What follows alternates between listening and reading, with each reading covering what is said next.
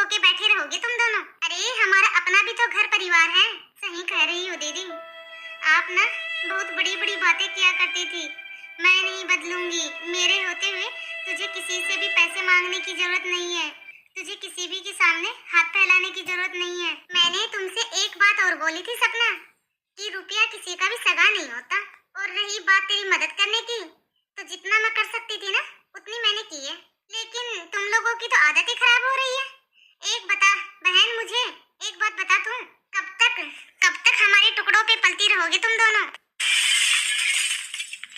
अरे अपना खर्चा तो खुद ही उठाना पड़ेगा ना। हमने क्या तुम्हारी पूरी जिंदगी का ठेका लेके रखा है? और तुम्हारा ठेका ना माँ और बाबूजी ने लेके रखा होगा। अरे अब तो माँ बाबूजी के पास भी कुछ नहीं रखा है, इन्हें भी अब तो हम ही दे रहे हैं खर्चे के लिए पैसे। माँ बाबूजी के पास भी तुम लोग कुछ भी नहीं छोड़ते हो। अरे 100 रुपए भी नहीं बचते लास्ट में उनके पास, सब कुछ तो ले जाते हो छान छान के।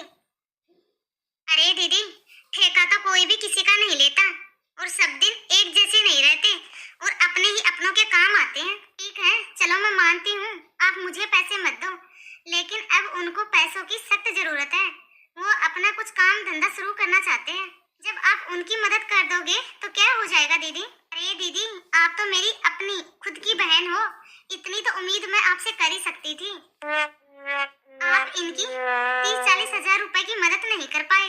यदि ये कोई काम धंधा शुरू करते, दो पैसे घर में ही आते ना। इतनी धौंस दिखाने की कोई भी जरूरत नहीं है सपना।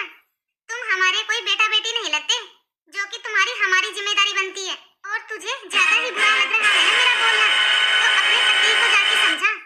हमारे भरोसे रहने की कोई भी जरूरत नहीं है तुम्हें। कब दिया था इंटरव्यू? कब दिया था? अरे पूरा 1 साल हो गया उसको इंटरव्यू दिए हुए। 1 साल से पूछ कौन सी कोशिश की है, कौन सी नौकरी देखने के लिए गया है?